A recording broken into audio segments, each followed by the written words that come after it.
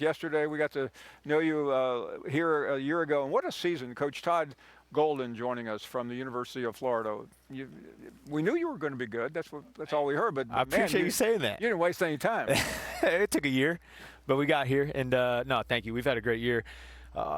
We got a really good group right now, and I feel like it took us a little bit to get everybody on the same page. But once the new year rolled around, this team's been pretty dang good the whole way, and fortunately we played ourselves into the tournament. And now, hopefully, if we have a really good weekend, we can play ourselves into a really nice seed as well. Obviously it's different. You coming here a year later. Last year, you were, trying to figure out where you were going. For sure.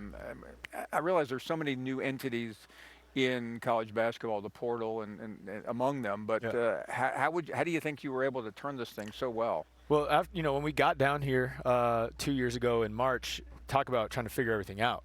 Coming from San Francisco, coming to a new place, it took us a lot of time to kind of calibrate and get organized and comfortable. And that our first team, we had really good guys. They played hard, but we just weren't quite good enough to really compete at the highest level in this league.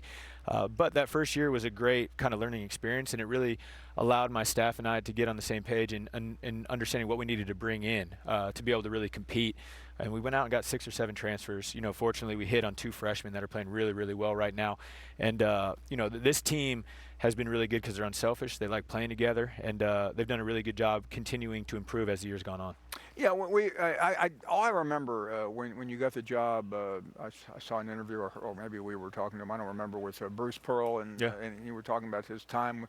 He was talking about your time with him, and nobody wants to, because you've had a lot of different people, but he certainly played a role in elevating your career. Yeah, absolutely. He's, I would consider one of my mentors, along with Kyle Smith and Randy Bennett, the guys I played for at St. Mary's, and obviously very fortunate to have played for those guys as well. But, Bruce is super, super important to me, and, he gave me a chance back when he first got to Auburn to be on his staff, and that was my first high major position, and I learned so much from him in those 2 years that we spent together at Auburn.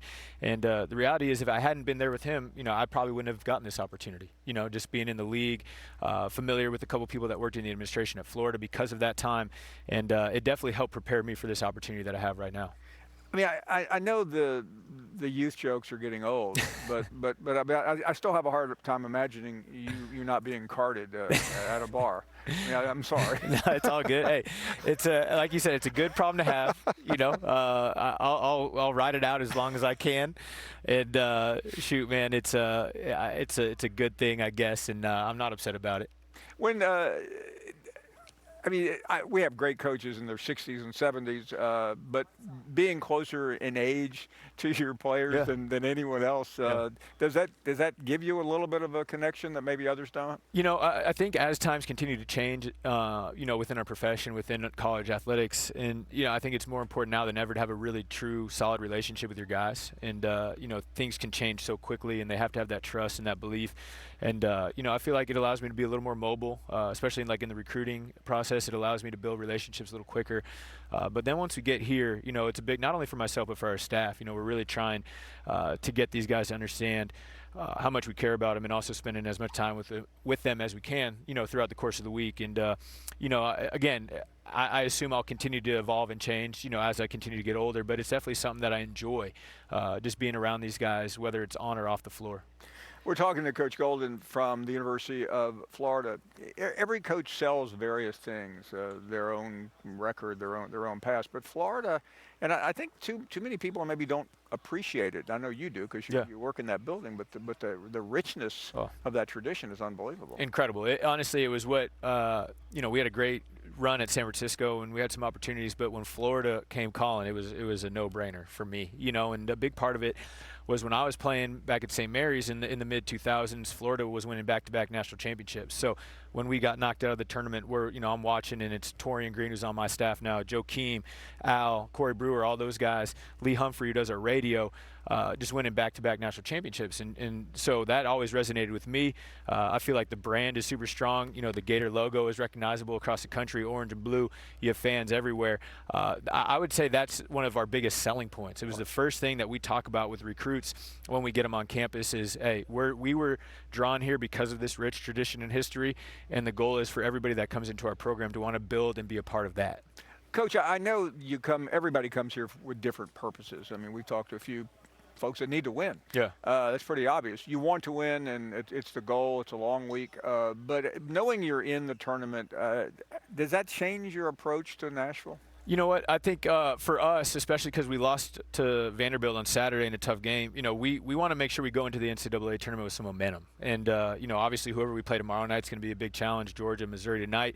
We'll get the winner tomorrow. But I would like us to get some good positive momentum going into that and getting back to the physicality that we've played with the majority of, through the majority of conference play that allowed us to get out to an 11-6 record before losing on Saturday. So, I think we have an opportunity to kind of gain and gather some momentum as we go into the tournament. Which should help us kind of get back on track. How much of next week do you have in the back of your mind? You're simulating a tournament here. That's a great part of this. Yeah. But next week is different. It's different. But again, for this group and for a lot of the guys in our program, this is the first time, playing in an environment like this in a tournament setting. We really returned 2 guys that were on this team last year that played in this building and played real minutes in the game. So it's going to be a new experience for us. And again, I want us to get comfortable. I want us to play well. But the reality, and to what you're speaking to, obviously next week is an even bigger tournament, and hopefully we can stay around in that one as long as possible as well. So I'll make you a promise next year when we talk to you, whenever it is, whether in Gainesville here, I won't do any more age jokes. By then you'll at least be 30, won't you? I am 30.